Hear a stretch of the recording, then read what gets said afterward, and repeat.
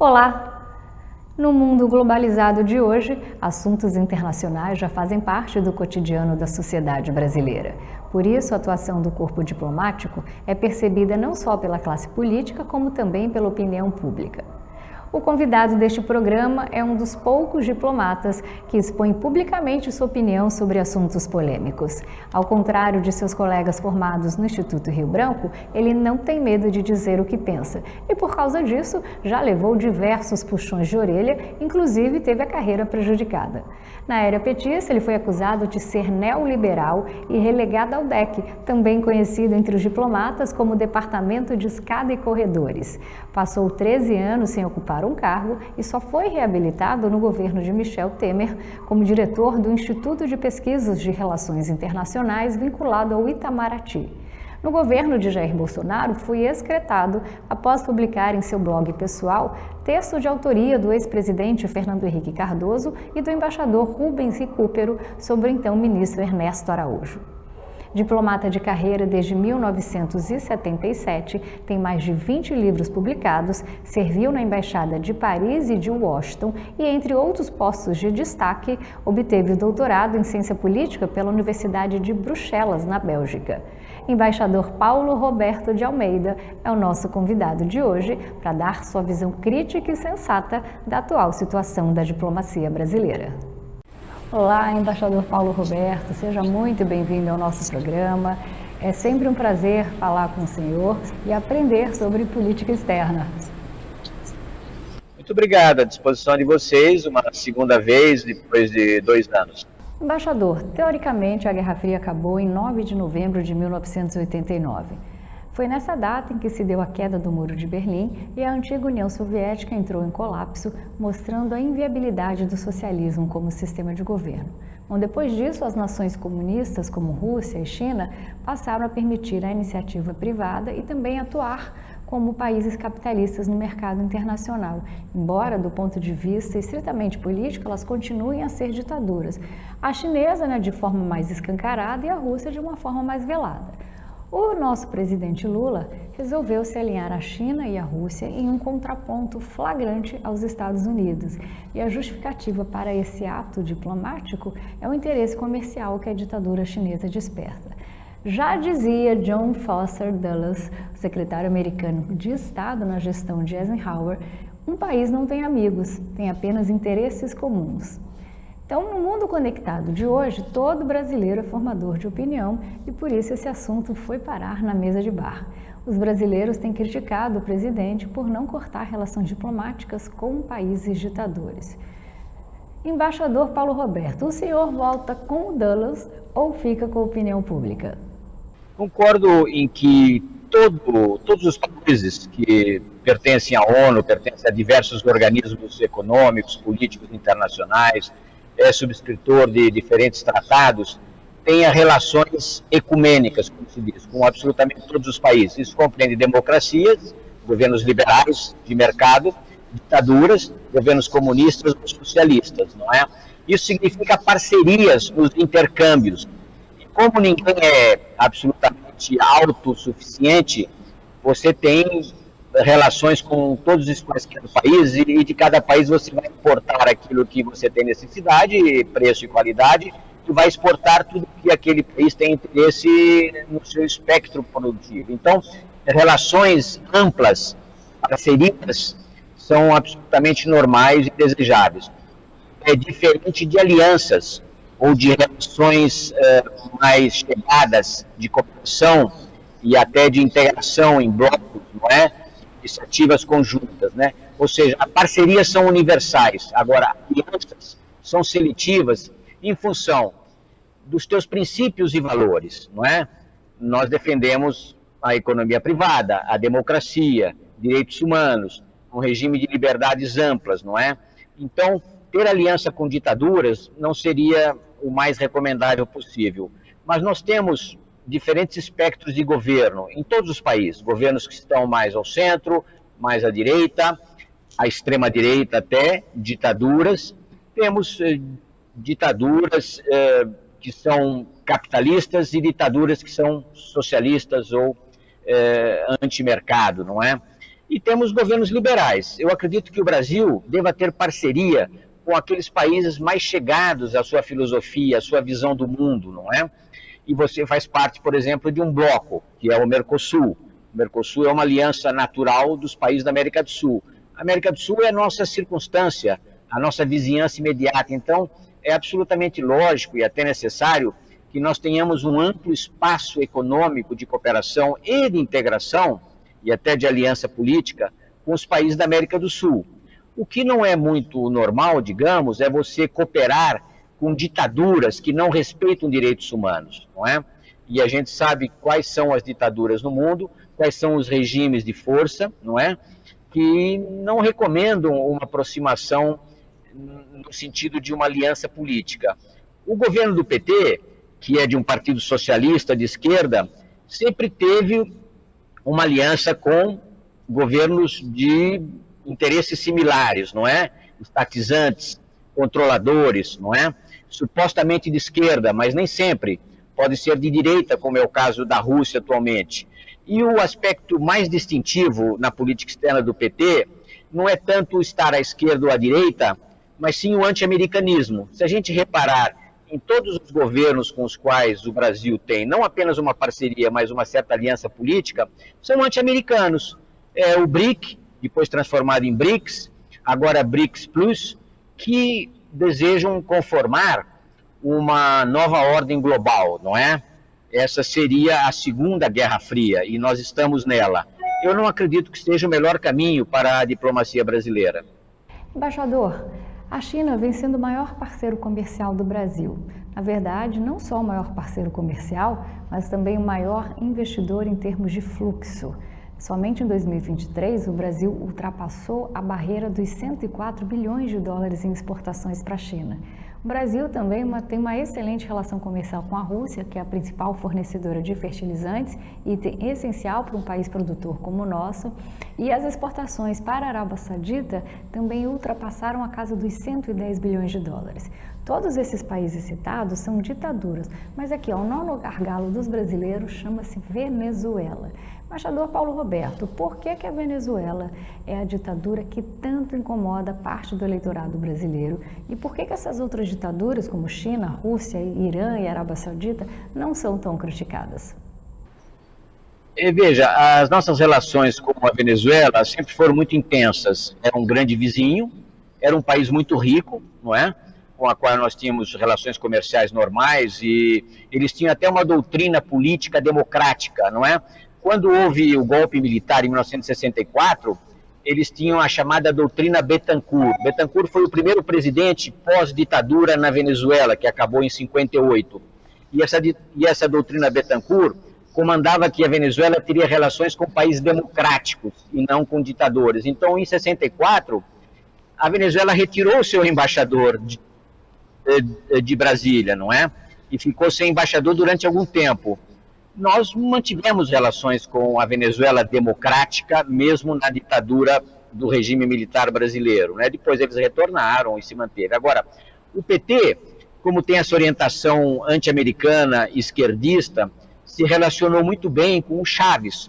O Chávez entrou em 99, né? Foi eleito em 98, começou o seu regime democrático em 98, mas logo depois ultrapassou aquela fase de reconstitucionalização, novos partidos, e começou a intervir nos demais poderes, interviu na Suprema Corte, interviu nos partidos políticos, em toda a mídia, não é? Em todo o jornalismo, censurou jornais, fechou canais de televisão, mas o PT se deu muito bem com a Venezuela chavista, porque tinha grandes negócios, não é? Negócios nem sempre católicos, digamos assim, não é? Com algum desvio para interesses privados de alguns grupos, tanto que a Odebrecht é a grande empresa corruptora, não apenas na América do Sul, mas na África, e a Odebrecht foi uma das empresas, e outras da construção civil, que fizeram grandes projetos na Venezuela, e a gente sabe, pela Operação Lava Jato, que ela esteve envolvida em muitos negócios de corrupção.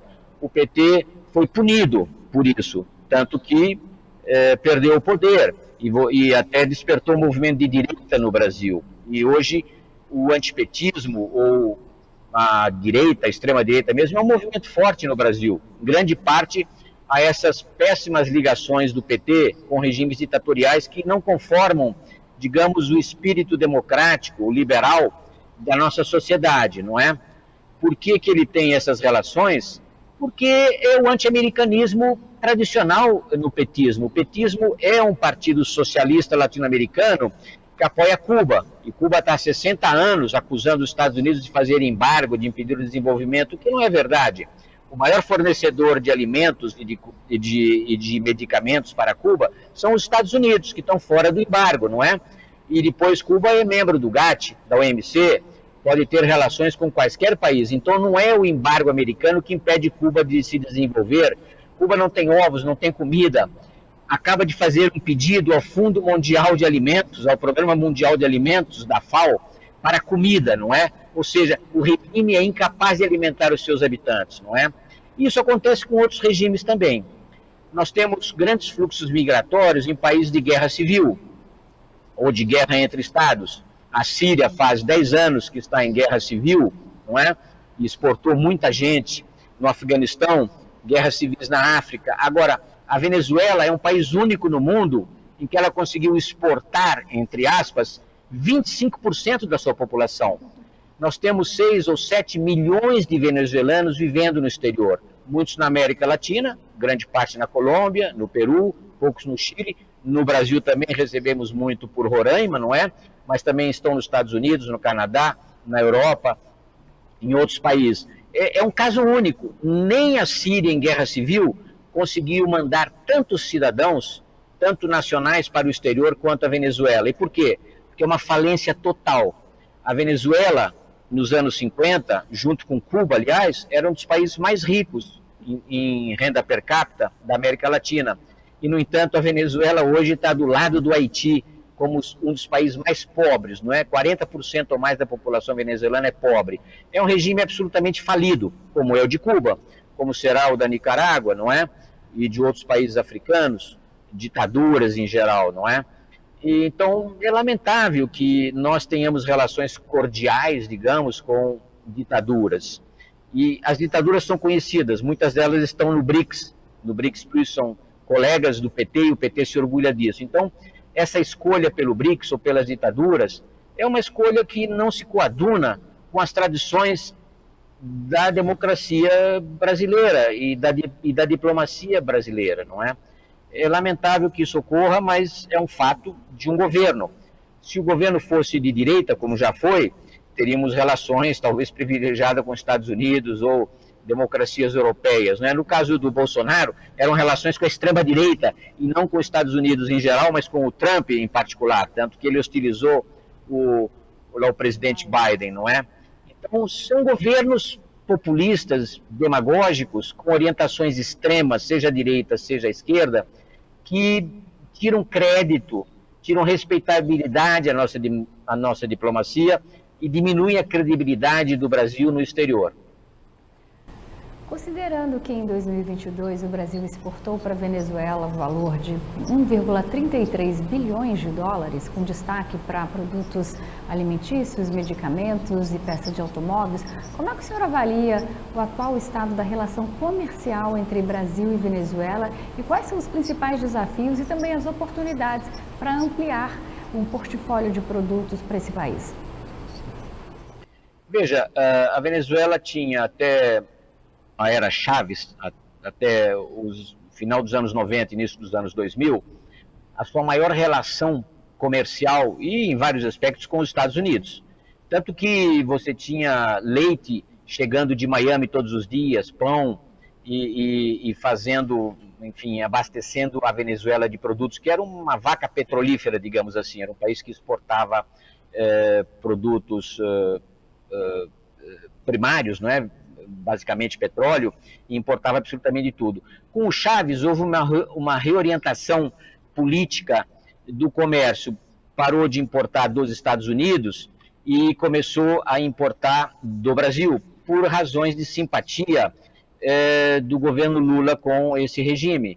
Então não há, digamos, uma racionalidade econômica, estrito sensu, na intensificação das relações do Brasil com a Venezuela apenas por razões políticas, e muito desse comércio era controlado talvez por empresas favorecidas pelos dois governos, não é? O normal seria que a Venezuela, que é membro de outro bloco econômico, que era o Grupo Andino, hoje Comunidade Andina de Nações, tivesse uma relação mais intensa com os países desse Grupo Andino, dessa Comunidade Andina de Nações. E, no entanto, ela se afastou da Comunidade Andina, que é algo como o Mercosul, digamos assim, e foi buscar a sua relação apenas com a Bolívia, do Evo Morales, com Cuba, com Honduras da época do Zelaya e com alguns poucos países da América Central ou do Caribe, como a própria Nicarágua, né? Governos similares do ponto de vista político e ideológico, não é?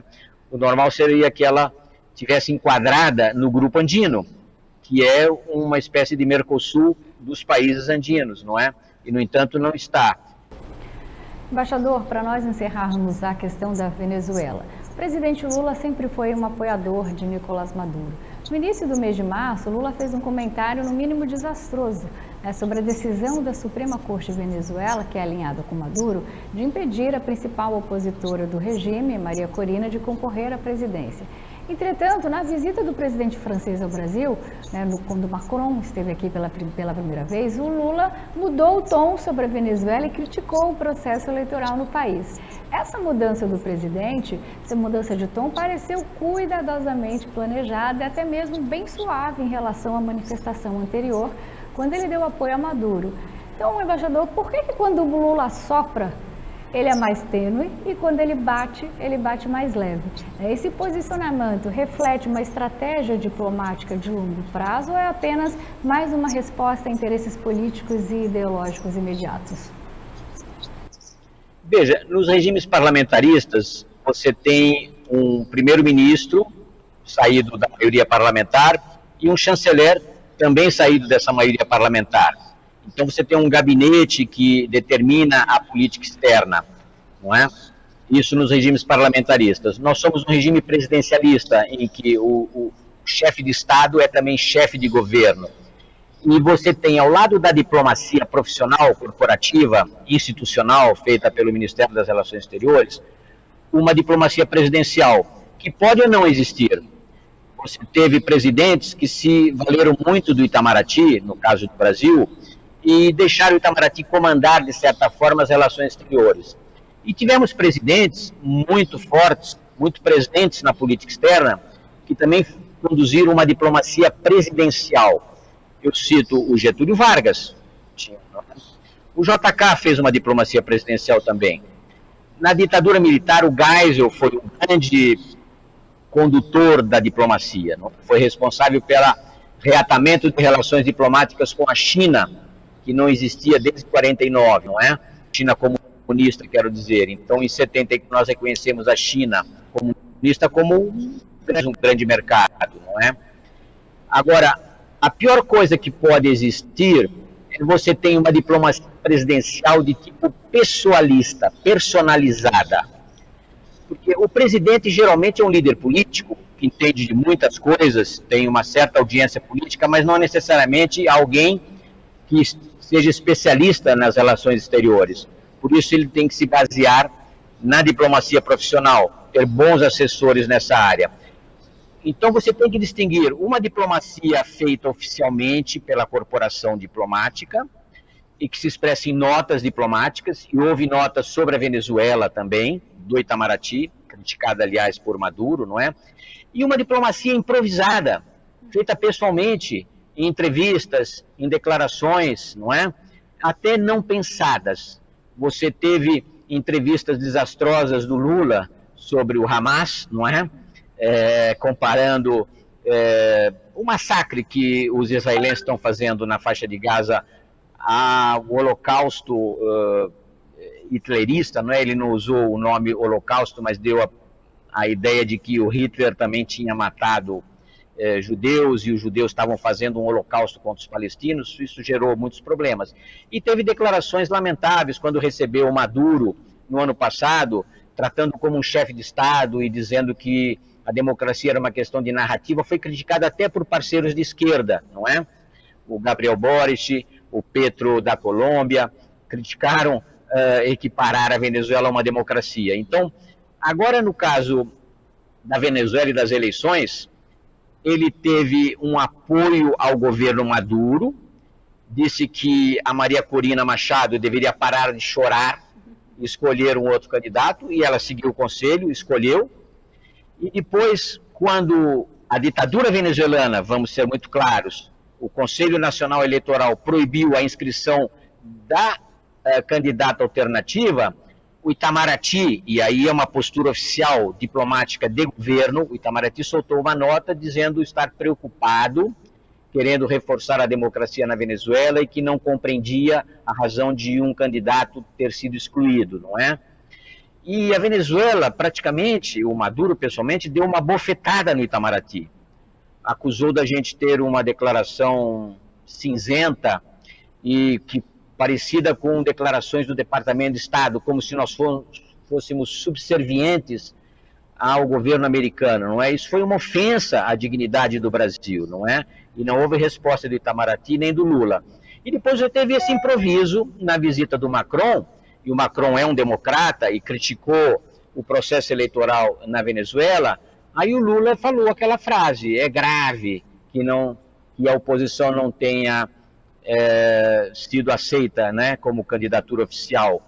Isso é uma expressão que não é diplomática, porque foi uma entrevista. Não é uma nota diplomática do Itamaraty, do Brasil reclamando de uma violência eleitoral, como tem feito lá o governo. É uma declaração puramente pessoal. Então, a gente tem sempre que distinguir o que é diplomacia oficial, que se expressa em notas do Itamaraty ou do próprio governo, oficialmente, não é? Declarações na ONU, em Nova York, em Genebra, em outros lugares, e entrevistas a repórteres ocasionais em que o presidente se expressa de forma coloquial, até de forma ambígua, não é? Que pode ser positiva ou negativa para o Brasil, mas que não é a diplomacia oficial. A diplomacia oficial tem que ser conduzida pela instituição ou pelo governo, em termos muito claros, não é? Uma entrevista improvisada não é bem uma forma diplomática mais adequada. O presidente francês Emmanuel Macron esteve recentemente no Brasil. A visita marcou o fortalecimento nas relações bilaterais, especialmente em agendas ambientais e de combate às mudanças climáticas. Bom, eu acredito que a principal vitória das diplomacias brasileira e francesa tenha sido o Acordo de Cooperação para a Amazônia, um acordo bilionário para a sustentabilidade na Amazônia entre a Agência Francesa de Desenvolvimento e os bancos públicos brasileiros, que prevê investimento em apenas 4 anos de 5,4 bilhões de reais, o equivalente a 1 bilhão de euros.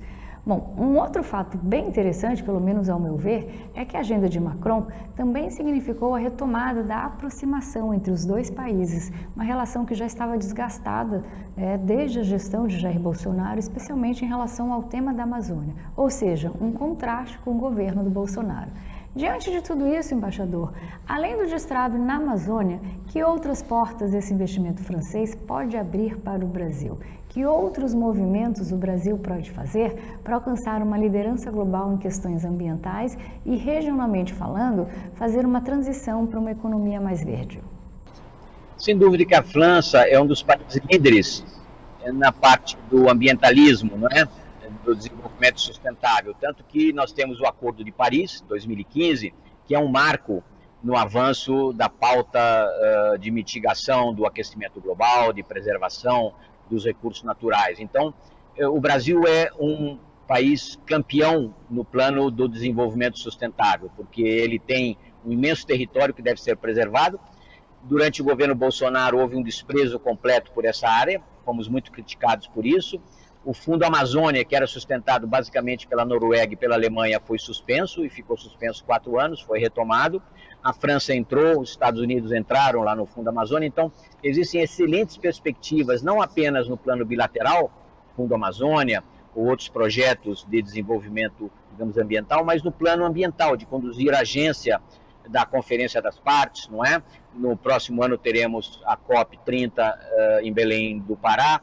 Será uma excelente oportunidade para aprofundar ainda mais a cooperação no plano multilateral, no plano de acordos amplos no domínio da preservação da natureza, mas também no plano bilateral, com países dispostos a investir na Amazônia, que é um vasto território, não é?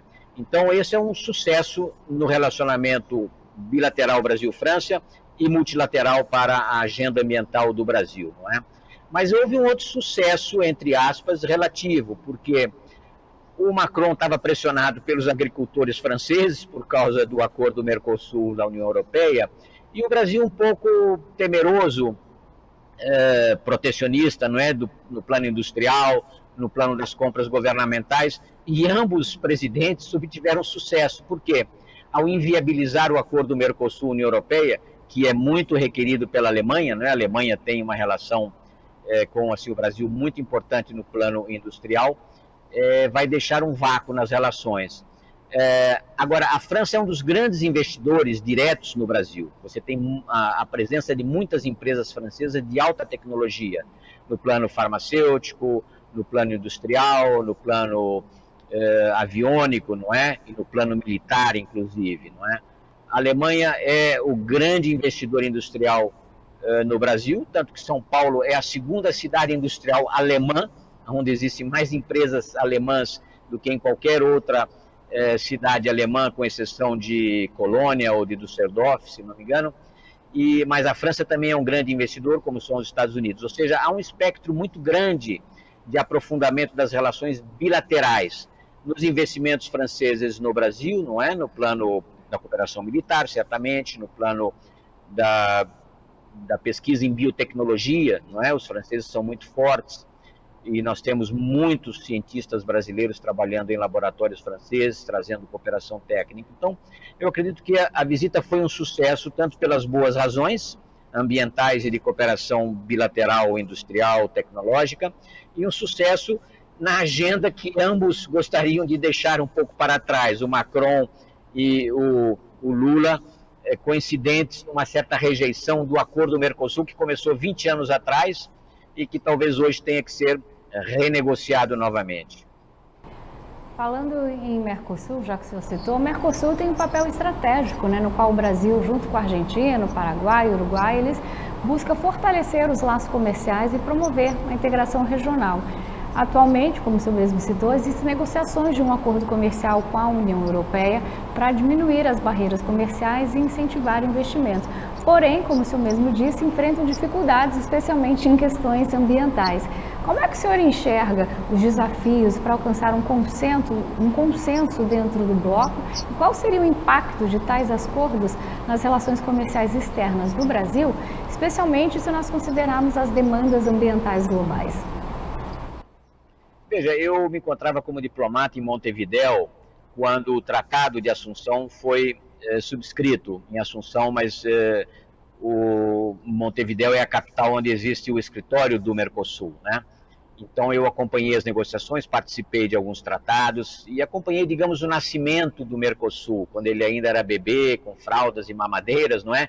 E desde então, a União Europeia, que se formava naquela época, em 93, passou da antiga Comunidade Econômica para a União Europeia, ela se interessou pelo Mercosul, vendo talvez um aprendiz de mercado comum e depois de união do Mercosul, não é como ela é, mas ela está muito mais avançada do que o Mercosul. O Mercosul é um tratado comercial e a União Europeia é um amplo espectro de cooperação em muitos terrenos que nós ainda não... O Mercosul teve certo sucesso nos anos 90, não é? O comércio aumentou, tanto que ele representava 4 ou 5% do comércio exterior até o início dos anos 90 e depois passou a representar 16% já no final dos anos 90. Depois ele recuou. Crise argentina, crise no Brasil e o crescimento do comércio exterior do Brasil, que se fez muito em direção da Ásia-Pacífico, não é? Então diminuiu a importância relativa do Mercosul. E o Mercosul não avançou muito no seu aprofundamento interno e no seu relacionamento externo, tanto que ele não tem muitos acordos extra-região, não é? Tem alguns poucos acordos, países associados, o Chile, a Bolívia, que agora acaba de entrar, um acordo com a África do Sul, um outro com a Índia, com a própria Palestina, com Israel, mas de pouco significado. Agora, esse acordo Mercosul-União Europeia era uma resposta ao projeto americano da ALCA, da Área de Livre Comércio das Américas, que começou lá atrás, não é? 94, 95, e aí a União Europeia, através do de um acordo de Madrid, de 1995, que falou: nós também queremos um acordo de associação comercial Mercosul-União Europeia. Então, havia uma certa concorrência entre o projeto americano da ALCA e o projeto europeu do acordo Mercosul-UE. E acontece que o governo petista, especificamente em cooperação com o Chávez, não é? E com o Néstor Kirchner da Argentina, implodiram o acordo da ALCA, achavam que seria um tratado de anexação, de dominação americana, e então em 2005 acabou a ALCA não foi concretizada, então os europeus também se desinteressaram. E a partir desse momento em que houve a implosão da ALCA, os europeus fazeram: bom, nós temos que aceitar produtos agrícolas concorrentes dos nossos, então deixaram, e isso demorou 20 anos praticamente, não é só em 2019 que, finalmente, por causa da pressão do Trump contra a China e da crise na Organização Mundial do Comércio, que os europeus disseram: bom, vamos retomar o acordo com o Mercosul. Um pouco simbólico, né? E conseguiram fazer, costuraram um acordo que foi assinado, muito para inglês ver, como se diz, porque já naquela época a postura ambientalista do Bolsonaro não permitia que países, a própria França, a Áustria, a Alemanha, não quisessem assinar um acordo com um país demolidor do meio ambiente, não é? Então ele ficou 4 anos no limbo, parado, e se pensava que no início do governo Lula 3, você poderia retomar rapidamente, mas aí entraram em campo os agricultores franceses e de outros países, né, protecionistas agrícolas, não é? Os protecionistas do Mercosul, que são industriais argentinos e brasileiros, não é? E as compras governamentais ou outros aspectos que o Lula não gostava. Então, o acordo foi sabotado. Agora, o Mercosul poderia avançar muito mais se ele fosse mais liberal, mais extrovertido, não é? Com mais acordos comerciais. E o que impede é o protecionismo, não é? E você teve um retrocesso da globalização. Mesmo antes da pandemia, com o Trump, você teve um retrocesso, uma sabotagem dos acordos da OMC, não é? Uma crise grave entre Estados Unidos e China, retaliações maciças, antidumping, salvaguardas, proibição de comércio, e isso ao mesmo tempo que favoreceu o acordo Mercosul-União Europeia, ele debilitou, fragmentou o sistema multilateral de comércio.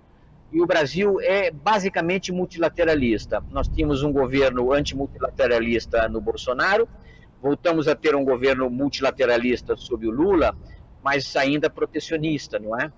Assim como são os europeus em alguns aspectos. Eu não acredito que esse acordo será retomado como ele foi assinado em 2019. Os europeus vão exigir maiores requerimentos ambientais, não é? Ou seja, não vão querer importar produtos de devastação ambiental, vindos de desmatamento ilegal e de outros fatores sociais, não é? E nós também teremos que fazer um salto na nossa produtividade, em termos industriais. Por exemplo, o acordo Mercosul-União Europeia, assinado em 2019, previa uma liberalização do comércio automobilístico apenas em 2029. Ora, em 2029, os automóveis elétricos chineses vão praticamente desmantelar várias indústrias americanas e europeias da indústria automobilística e também do Mercosul, da Argentina, do Brasil, não é? Nós temos que nos adiantar muito mais na integração a cadeias de valor, não é? E o Brasil, infelizmente, desenvolve uma concepção industrial muito nacional, muito voltada para o mercado interno. Subsídios, proteção, tarifas altas, não é a melhor forma para você se integrar à globalização, às cadeias mundiais de valor. Se a gente olhar um mapa mundial das cadeias de valor, ou seja, integração entre empresas, né? Porque o comércio internacional não é feito de produtos acabados, feitos num único país, é feito de partes, peças e acessórios, e assemblados num terceiro, quarto país, não é? Essas cadeias de valor estão no Atlântico Norte e no Pacífico. O Mercosul, a América do Sul, está singularmente ausente das cadeias de valor. É uma grande pena. Israel e Palestina. O conflito entre Israel e Palestina, todos sabem, é extremamente complexo e um dos maiores desafiadores na geopolítica moderna. O Brasil tem um histórico de defesa por soluções pacíficas e respeito aos direitos humanos, o senhor citou no início da entrevista. Como é que o senhor avalia a posição brasileira frente a esse impasse? O Brasil pode ter algum tipo de influência para definir os rumos desse conflito, ou pelo menos contribuir para o avanço de uma solução pacífica, sem deixar de navegar de forma equilibrada entre as demandas e sensibilidades internacionais envolvidas? O Brasil não tem condições, poder, para ser influente no conflito em si. Não temos. Isso está nas mãos das grandes potências, da ONU, de outros intermediários, como você teve no passado a Noruega, patrocinando acordos de paz entre países árabes e, digamos, Israel. Mas o Brasil tem sim uma grande influência no plano político e diplomático.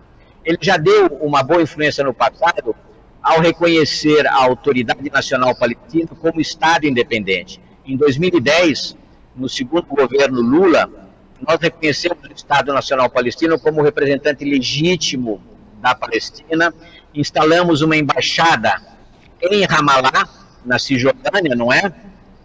Portanto, nós iniciamos um processo que depois foi seguido por vários países sul-americanos e até por outros países de reconhecer a Autoridade Nacional Palestina como um representante legítimo, não é?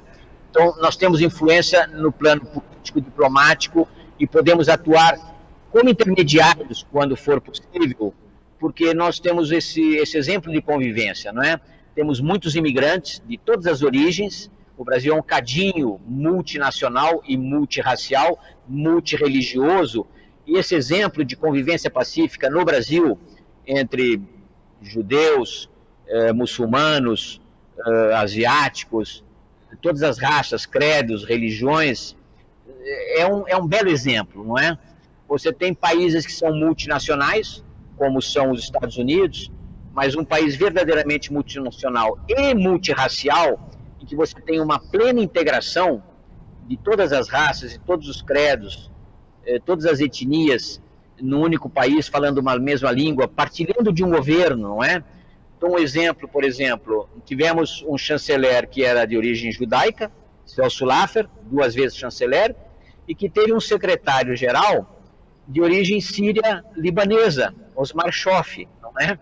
Ainda que cristão, mas cristão maronita, não é? Então, você tem um exemplo de que você tem uma perfeita convivência, e no Brasil a comunidade sírio-libanesa está perfeitamente integrada no governo, nos empreendimentos, na educação, na pesquisa científica e tecnológica, como a comunidade judaica. A comunidade judaica, representada por muitos grandes expoentes industriais, artistas, homens de cultura, de inteligência, também está presente, plenamente integrado, não é? E você teve um certo estresse agora, recentemente, nessa posição do governo Lula 3 em relação ao Hamas. A primeira declaração diplomática não mencionava nem terrorismo nem Hamas. Depois o Lula se corrigiu e a diplomacia passou a acusar o Hamas de atos terroristas, mas isso foi só numa segunda ou terceira etapa, não é? Isso causou um certo estresse e você sentiu aqui dentro uma certa agressividade entre comunidade judaica e comunidade pró-palestina, que não é só de origem muçulmana. Cidadãos progressistas são pela Palestina, como é o Brasil. Então, o governo brasileiro fez muito bem em reconhecer a Autoridade Nacional Palestina e pode contribuir para a paz, mas nós não temos condições de atuar no conflito em si. O conflito exige pressão política, pressão monetária, pressão financeira, pressão militar, sanções, não é? Coisas que nós não temos condições de fazer como fazem as grandes potências. Embaixador, embora a guerra entre Rússia e Ucrânia pareça estar tão distante, 12 mil quilômetros de Brasília, teve um impacto na economia brasileira, em especial no aumento de preços das commodities. Por enquanto, o governo brasileiro assumiu uma atitude neutra, que reflete os interesses nacionais, as tradições diplomáticas e as políticas internas. Qual a sua avaliação sobre as ações do governo ou a falta de ações em relação ao conflito? O fato do Brasil ser um dos fundadores do BRICS é um obstáculo para o país ter uma outra posição na guerra? Eu acredito que esse seja um fator extremamente relevante na posição do governo atual. Veja, embora o governo Bolsonaro e o governo Lula sejam díspares, totalmente dessemelhantes e não similares na política externa, não é? Totalmente, eles têm uma conjunção na questão da Ucrânia e da Rússia, justamente, não é? Não vamos esquecer que o Bolsonaro fez questão de visitar o Putin uma semana antes do início da guerra, em fevereiro de 2022, contra a recomendação do Itamaraty. A viagem estava programada muito tempo antes, um ano antes, não é? Tinha sido consertada, mas quando a Rússia fez pressão em dezembro de 2021 contra a Ucrânia, acumulou 130 mil homens nas fronteiras, não é? E depois estava tudo anunciado, os Estados Unidos estavam irradiando quase que uma partida de futebol, dizendo, olha, a Rússia vai invadir a Ucrânia, tudo isso estava detectado, e o Bolsonaro fez questão de ir à Rússia, um pouco por oportunismo eleitoreiro, vamos ser muito claros, não é? A Rússia certamente era um grande fornecedor de fertilizantes, mas não é o único fornecedor de fertilizantes, grande fornecedor de combustíveis, de diesel sobretudo, numa época em que o preço do petróleo, o preço do barril do petróleo estava muito alto, não é? Então, por interesses oportunistas, ele fez um passeio a Moscou, não recomendado pelo Itamaraty, não recomendado pelos Estados Unidos também, do qual ele era um grande aliado, não é? Por interesse eleitoreiro, para manter uma oferta de combustível e de fertilizantes no Brasil. E fez uma declaração absolutamente catastrófica em Moscou, dizendo que era solidário à Rússia. Ora, como se pode ser solidário de um país que ameaça um vizinho? E não apenas isso, o país já tinha invadido a Crimeia em 2014, não é? 10 anos antes, o Brasil tinha invadido a Crimeia, que era uma península da Ucrânia, era pertencente à Rússia, evidentemente, habitada por russos, era uma base militar da frota russa do Mar Negro, não é? Mas em 91, quando a União Soviética se desmembrou e os países bálticos se tornaram independentes, não é? E todos aqueles países tutelados pela União Soviética finalmente se libertaram e ingressaram na União Europeia, na OCDE, na OTAN, não é? Polônia, Tchecoslováquia, Hungria, Romênia, os países bálticos, não é? Até a Albânia entrou na OTAN. Então, a Ucrânia não, porque a Ucrânia se sentia uma irmã, como a Bielorrússia se sentia uma irmã russa. Uma era chamada de Bielorrússia, não é? A Bela-Rússia, e a pequena Rússia, que seria a Ucrânia. Eram praticamente irmãos, e se falava russo normalmente. Grandes escritores em língua russa eram nascidos na Ucrânia. Escreviam em russo porque seria uma língua mais universal do que o ucraniano, não é? Então, você teve uma solidariedade do Bolsonaro ao Putin, o que não significa neutralidade. A neutralidade foi apresentada pelo Itamaraty. O Itamaraty ratificou, endossou as declarações da Assembleia Geral, não do Conselho de Segurança por causa do veto russo, mas a Assembleia Geral fez 4 resoluções condenando a Rússia e o Itamaraty endossou isso. Mas com uma condenação muito formal, não é? Agora, quando começou o governo Lula, a posição não mudou. O Lula foi solidário ao Putin e, de certa forma, bem mais enfático do que o próprio Bolsonaro, porque as importações brasileiras de combustível, de diesel russo, aumentaram mais de 250% sob o Lula em 2023 e continua aumentando, não é? Agora não sei porque a Rússia está perdendo as suas refinarias por ataques ucranianos.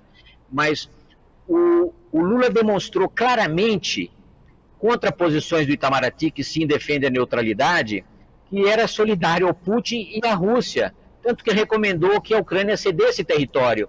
Ora, imagina se alguém invadisse território brasileiro e a Ucrânia ou a Rússia ou qualquer outra potência recomendasse ao Brasil, olha, para preservar a paz você ceda esse território, não é? A Amazônia, nós tínhamos exemplo, né?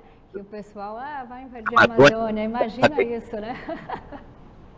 Morales disse que queria recuperar o Acre, não é? Pois é. Então, é uma posição absolutamente incongruente com a neutralidade brasileira e com o respeito ao direito internacional, porque a Rússia violou a Carta da ONU. Em 2014, quando invadiu a Crimeia e anexou ilegalmente, e por isso sofreu sanções, não do Conselho de Segurança, porque há o veto russo, que é um absurdo, não é? Porque ela é uma violadora da Carta da ONU e não deveria ter o direito de veto, mas o exerceu. Então teve sanções unilaterais de potências aliadas da Ucrânia contra a Rússia já em 2014, 2015. E agora, em 2022, quando ela invadiu o resto da Ucrânia e queria conquistar e arrasar o seu governo, houve mais sanções não multilaterais, mas absolutamente legítimas e conforme ao espírito e à letra da Carta da ONU. Então nós temos que ver o seguinte, o governo brasileiro, ao não condenar a Rússia de forma mais incisiva, está sendo um aliado objetivo da Rússia. Porque a Rússia é uma violadora da Carta da ONU e das normas mais elementares do direito internacional. E até da própria Constituição brasileira. A Constituição brasileira, no seu artigo 4, tem aqueles cláusulas de relações internacionais, inclusive o respeito ao direito internacional, contra guerras de agressão, contra a interferência nos assuntos internos de outros países. Tudo o que a Rússia fez, não é? Só por isso, tanto o governo Bolsonaro quanto o governo Lula deveriam ter condenado a Rússia de forma mais incisiva, o que ele não fez, não é? As declarações brasileiras nessa questão são muito formalmente pró-direito internacional, mas que não caracteriza o agressor e o agredido. Tanto o Bolsonaro quanto o Lula recomendam solução pacífica das controvérsias. É o que faz o Itamaraty. Mas solução pacífica da controvérsia é colocar em duas partes que são diferentes no mesmo plano. Aliás, é a mesma coisa que ele fez em relação à Guiana, ameaçada pela Venezuela, falando que elas devem buscar uma solução pacífica para a controvérsia. Ora, um Estado ameaça o outro, a Venezuela ameaça a Guiana, o outro Estado invadiu o outro, uma violação clara. Então, eu acredito que o Brasil não é totalmente objetivo ou neutro nessa questão. Ele é pró-Rússia, pró-Putin. Isso se deve ao BRIC original, que começou em 2006, foi oficializado em 2009, no encontro na Rússia, aliás, em Ekaterimburgo, dos chefes de Estado, não é? Continuou como BRICS a partir de 2011, com a adjunção da África do Sul, e agora, a partir do ano passado, quando foi aprovado na cúpula em Joanesburgo, o ingresso de 6 outros países, ou seja, um aumento de 120%. A Argentina, do Milei, recusou, não entrou, a Arábia Saudita ainda não se decidiu, não é? Então, o BRICS Plus, como foi chamado, foi acrescido de geralmente ditaduras. A Arábia Saudita, digamos, o Egito, que não é, digamos, um país democrático, não é? Então você tem uma conformação do BRICS de ditadura. Mais do que isso, 2 grandes autocracias que iniciaram uma segunda Guerra Fria e que estão patrocinando o que se chama de nova ordem global. O que é essa nova ordem global? Ora, para você ter uma nova ordem global, e você teve várias na história humana, sempre é o cabo de uma ruptura de uma ordem anterior. Você teve uma ordem global no final das guerras napoleônicas, Congresso de Viena, 1815. Você teve uma segunda ordem global no final da Grande Guerra, da Primeira Guerra Mundial, negociações de paz em Paris que criaram a Liga das Nações, que foi frustrada pelas potências fascistas expansionistas dos anos 30, Alemanha hitlerista, Itália fascista e o Japão militarista. E depois você teve uma segunda guerra devastadora. E, finalmente, uma paz garantida por 4 grandes potências, mais a França, que se juntou lá na última hora, né? 5 potências que são membros permanentes do Conselho de Segurança, e uma Guerra Fria que durou durante 30, 40 anos entre União Soviética e Estados Unidos. Nos anos 90 você teve finalmente o fim da Guerra Fria, mas hoje você tem uma segunda Guerra Fria, patrocinada pela Rússia e pela China, não é? Que recomenda essa nova ordem global. Ora, uma nova ordem global só surge depois de uma grande catástrofe, depois de uma ruptura, depois da destruição da ordem anterior. Será que Rússia e China pretendem a destruição da ordem criada em Bretton Woods, na parte econômica, e em São Francisco, na parte política, pela ONU, e todos os órgãos subsidiários da ONU, pela OMC, que surgiu em 1995, não é? Então você tem uma ordem global, política e econômica, que trouxe prosperidade ao mundo e liberdade. Todas as antigas potências tuteladas pela União Soviética se libertaram, não é? Polônia, Tchecoslováquia, Hungria, os países da Ásia Central, os 3 países bálticos, não é? Todos eles foram libertados de uma opressão de um império soviético absolutamente dominador, escravocrata, digamos assim, não é? Então, muito bem na União Europeia, tanto que a renda per capita de todos esses países cresceu enormemente. Então, essa ordem global ocidental, ela é ocidental pelo iluminismo, pelo liberalismo, pela economia de mercado, pelas liberdades, pela Carta da ONU, não é? Essa ordem global fez muito bem ao mundo, não é? Apenas ditaduras não gostam de uma ordem liberal. E é muito triste que o país tenha escolhido o seu campo. Pelo menos o Brasil do Lula 3 escolheu o campo das duas autocracias. E o BRICS hoje eu considero uma camisa de força, não é?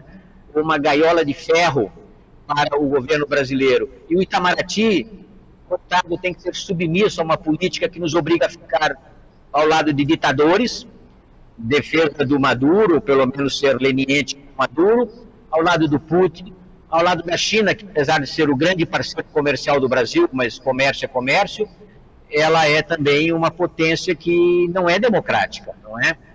E ela tem uma postura absolutamente opressora para o seu próprio povo. Todos esses instrumentos, ferramentas sociais que nós usamos diariamente, não é?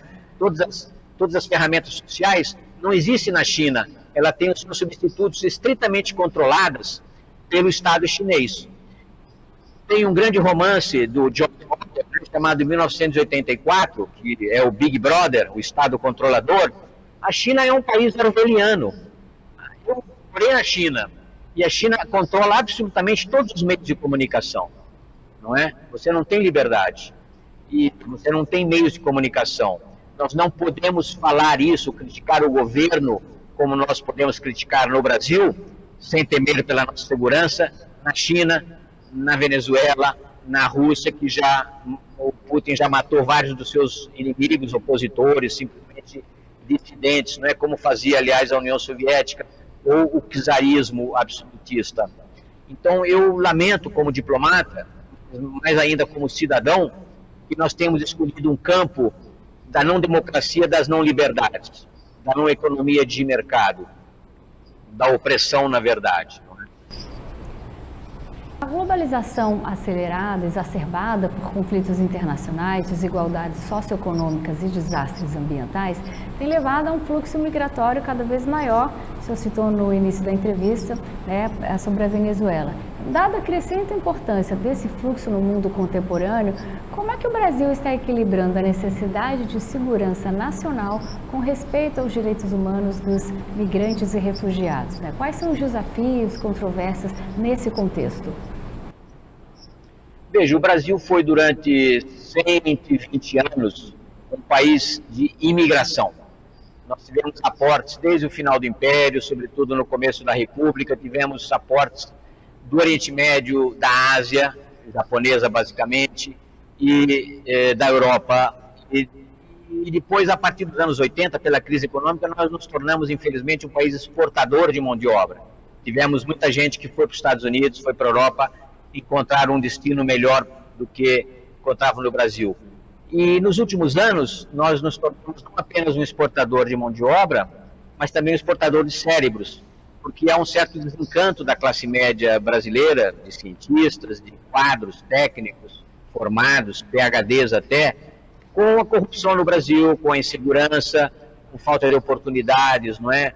A má qualidade da educação, e diferentes fatores. Então, o Brasil teve uma postura imigratória muito positiva e integrou bem os seus imigrantes, que trouxeram progresso e desenvolvimento ao Brasil. E a partir dos anos 80, e nos últimos 40 anos, digamos, nós nos tornamos um país exportador de mão de obra, ainda que a gente também incorpore imigrantes, bolivianos, peruanos, venezuelanos, não é? Alguns africanos, etc. Isso é muito positivo. Imigração sempre é positiva para o país. No final do governo anterior, o governo Temer, 2017, 2018, na verdade, a diplomacia brasileira, o ministro Aloysio Nunes, assinou o Pacto Global das Migrações, que era um acordo de boa vontade em relação ao tratamento dos imigrantes, muito positivo ao Brasil, que hoje tem 5 milhões de brasileiros morando no exterior, no Japão, na Europa, nos Estados Unidos, basicamente, em vários outros países, não é? Ora, a primeira decisão tomada pela diplomacia esquizofrênica do Bolsonaro foi retirar o Brasil do Pacto Global das Migrações, o que foi uma bobagem, porque aquilo favorecia o Brasil. Era um acordo de boa vontade, de bom tratamento para os imigrantes brasileiros no exterior e dos imigrantes estrangeiros no Brasil. Tanto é que o mesmo chanceler Aloysio Nunes, enquanto senador, patrocinou a nova lei de imigração no Brasil, dando direitos aos imigrantes, dando documentos, permitindo benefícios sociais, inscrição nas escolas, vacinação, carteira de trabalho, ou seja, uma lei imigratória ideal para o Brasil, não é? Isso foi desprezado pelo Bolsonaro, que se juntou ao Trump, que fazia uma propaganda maciça contra imigrantes, contra os nossos próprios interesses, porque nós temos muitos imigrantes ilegais brasileiros nos Estados Unidos ou na Europa, não é? Então, é uma política esquizofrênica do Bolsonaro. Hoje em dia, a gente retomou as boas tradições multilaterais, não é? Agora, nós devemos ser bons acolhedores dos imigrantes, e geralmente são imigrantes pobres que vêm ao Brasil, ou refugiados de estados falidos, como é o caso da Venezuela atualmente, ou do Haiti, de alguns países africanos em guerra civil, em crise econômica, não é? E até acolhemos ucranianos no passado, e recentemente acolhemos alguns ucranianos, como acolhemos alguns sírios, alguns afegãos, não é? Desde o governo Bolsonaro, aliás, por razões ideológicas, entende? Eu acho que o Brasil deve ter uma política positiva para a imigração. Os países que progridem no mundo são os países que atraem imigração.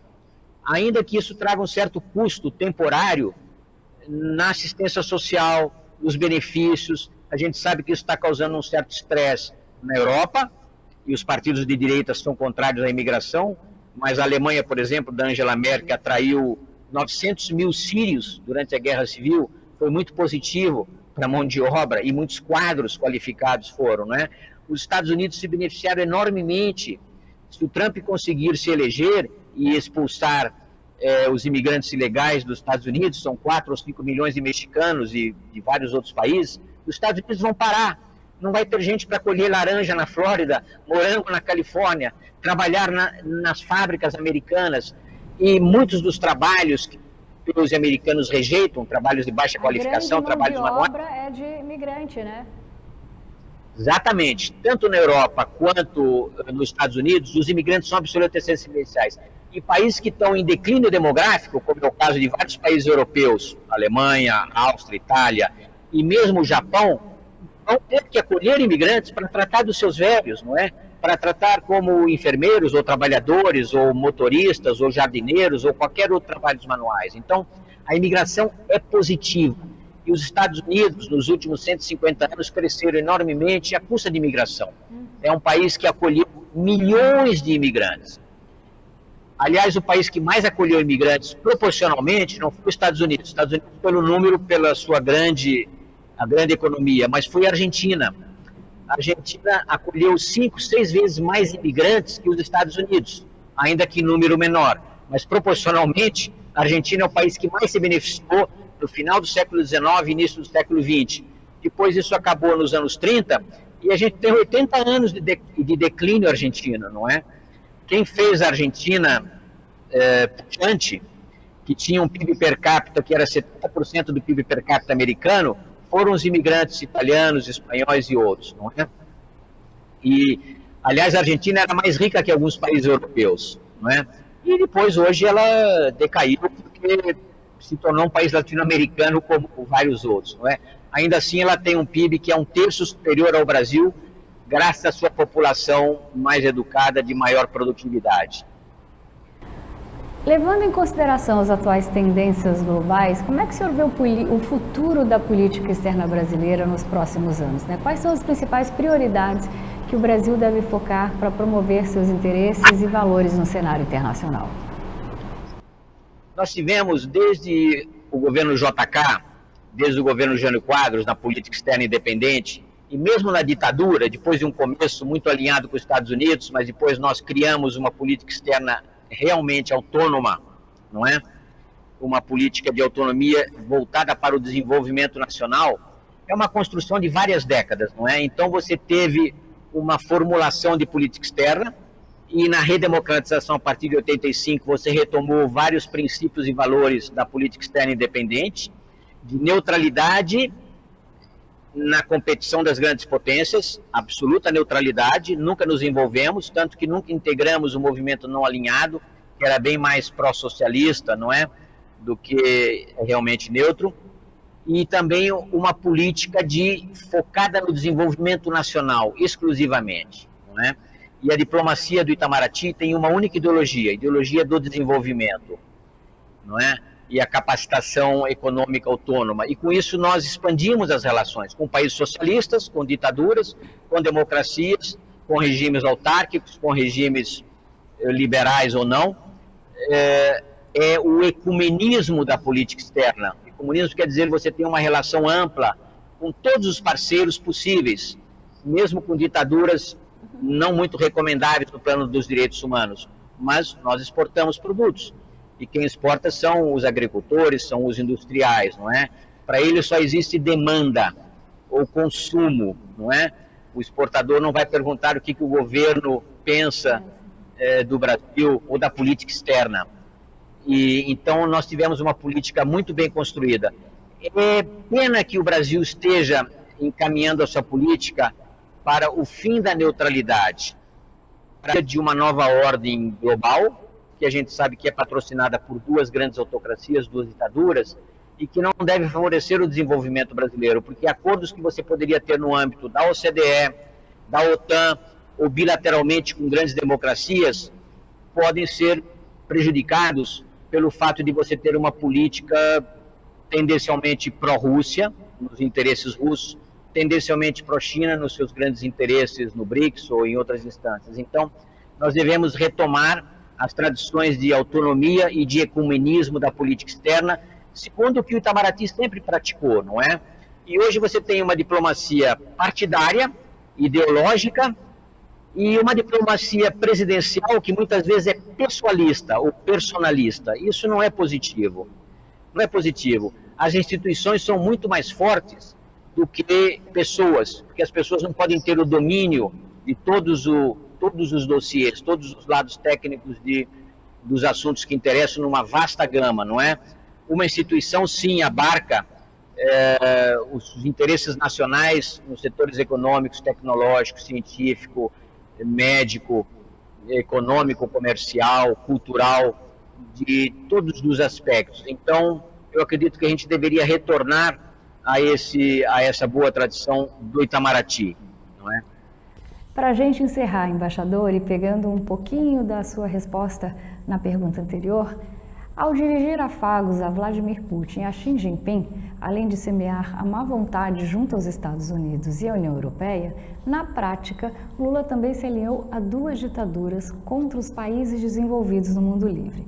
E esse gesto se agrava quando nós lembramos que, recentemente, o Brasil se recusou a assinar uma declaração da Organização das Nações Unidas com críticas ao regime de exceção praticado na Nicarágua.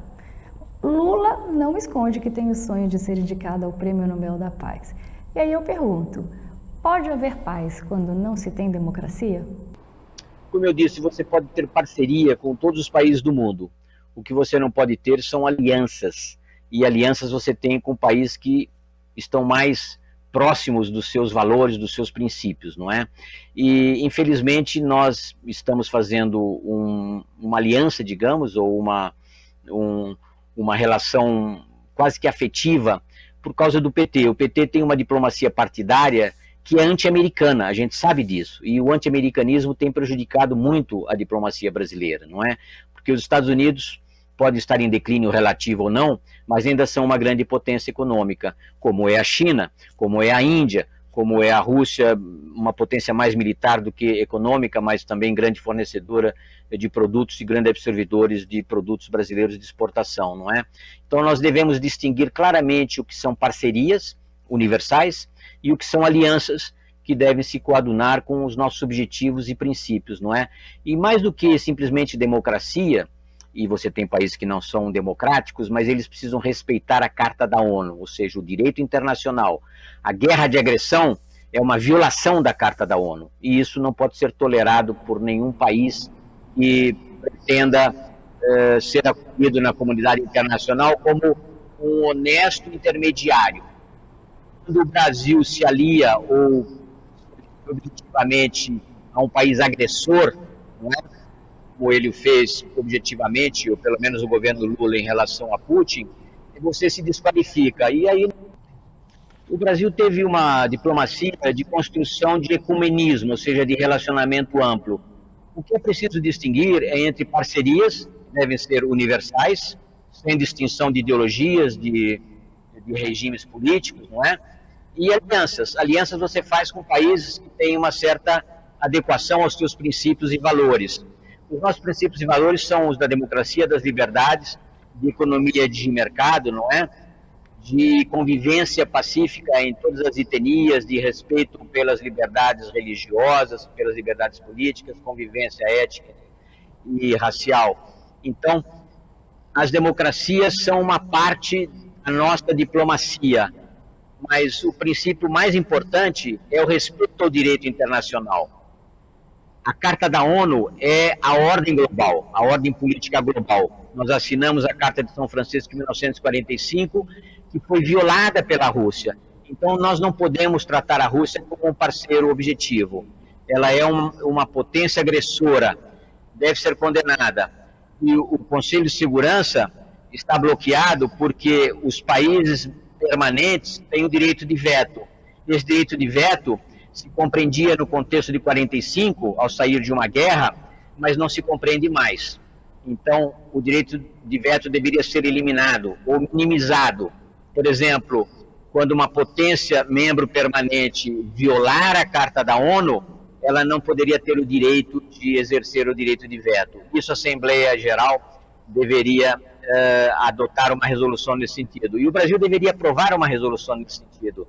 Essa deveria ser um princípio que o Brasil, a diplomacia do Brasil, poderia defender. Como o Lula defende a democratização das relações internacionais, a democratização das relações internacionais, como disse o Rui Barbosa mais de 100 anos atrás, é a igualdade soberana dos Estados. Então, o direito de veto é um direito abusivo e o Brasil deve se pautar pela igualdade soberana dos Estados. Embaixador, mais uma vez foi um prazer enorme falar com o senhor. Muito obrigada pelo tempo, pela disponibilidade, mas principalmente por essa aula de política internacional. Volte quando quiser, o senhor é sempre bem-vindo. Muito obrigado, até a próxima vez. Até a próxima, obrigada. E a você que nos acompanhou, obrigada pela companhia. Continue ligado na programação aqui da TBO, a TV que você se vê.